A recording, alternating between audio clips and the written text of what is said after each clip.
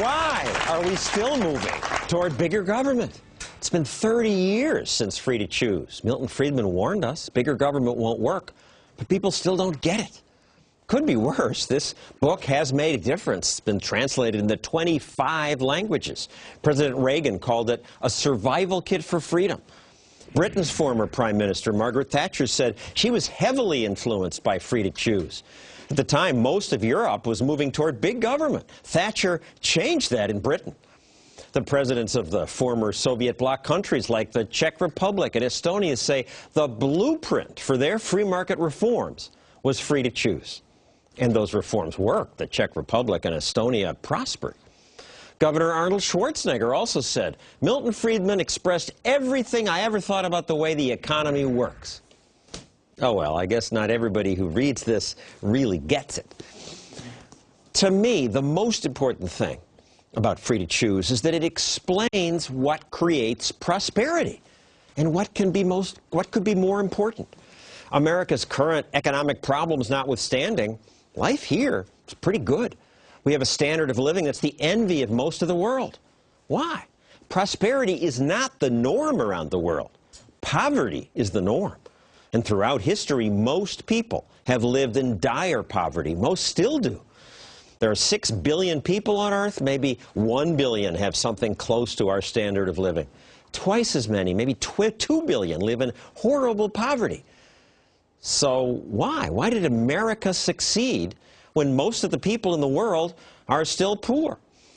Let me ask you, what's the secret? Why did America do well when most of the world is poor? We have relatively low taxation in this country so that people get to keep more of their money and therefore they're more motivated to work hard. I think it's because people in America are free to go wherever they want to and start businesses.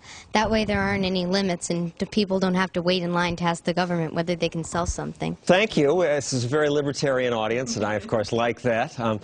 Normally, when I ask high school students that question, and I do that actually often because in school, many students sometimes watch a TV special I made about the question, and most of them answer, America's prosperous because we have democracy.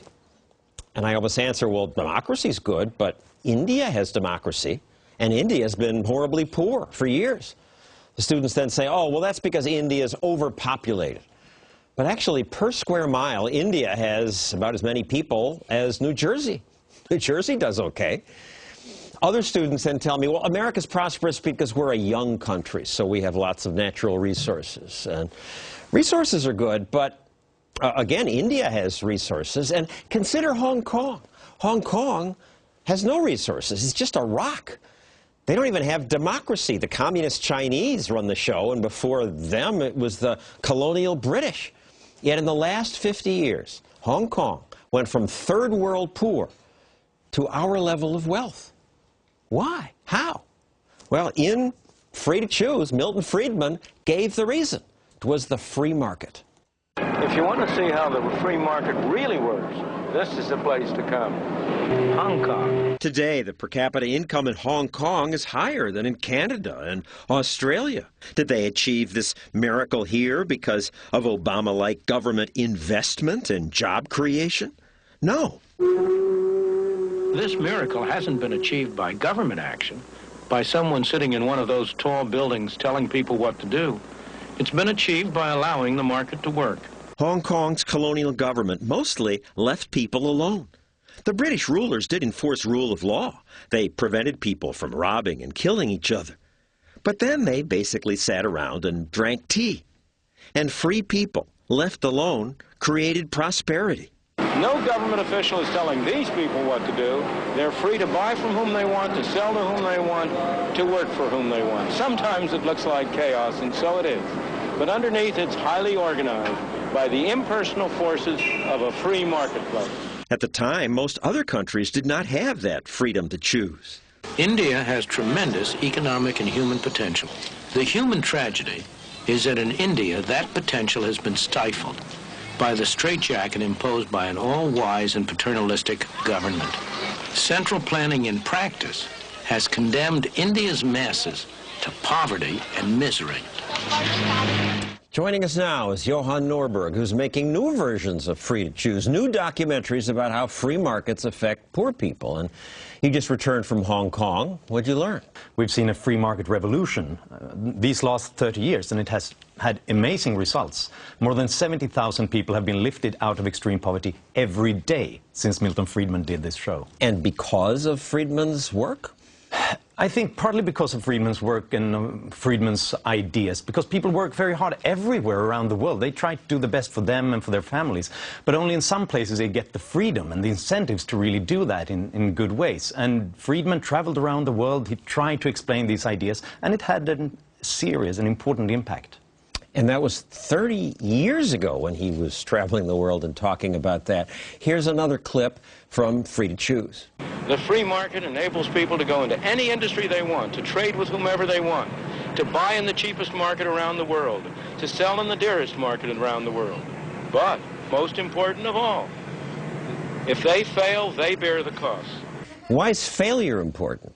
Well, because it's a profit and a loss economy. We don't know what's going to work. We don't know what's going to be the best company that produces the most jobs. So we need those incentives. If you do very well, you make a profit. If you lose, you have to lose as well, because then others will imitate the best solutions, and that's what we're going to see more. But failure, people say, is cruel. It leads to people losing their job. We need to protect them. Of course, it's bad. We don't want that to happen, but pain is always bad.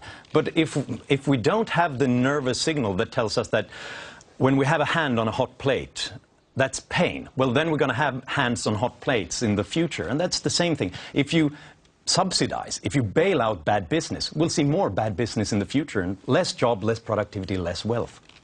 Now, you've been going to places, not just Hong Kong. You went to, well, to where else? Vietnam, Kenya. What have you seen?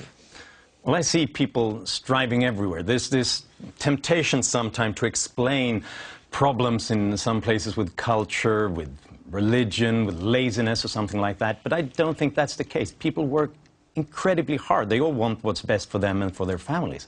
But in most places, regulations, taxes, corruption means that they have to devote all that energy to really avoid the government, the regulations and the taxes. But whenever government opens up, we see amazing results. Something like 50% of all the wealth that has ever been created in the world has been created in these last 30 years since Friedman did this show. So much of this is counterintuitive, and you think government is there to make sure the new business is safe and all that, but I was able in my old job at another network to open a business in Hong Kong in one day.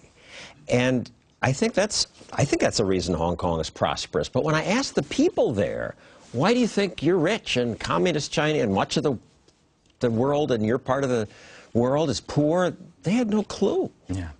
But that's often the case. When we take something for granted, when things work, we don't think of it. We don't read the instruction manual when all the technology works as it should be. There's an old saying, he who has satisfied his thirst, he turns his back to the well.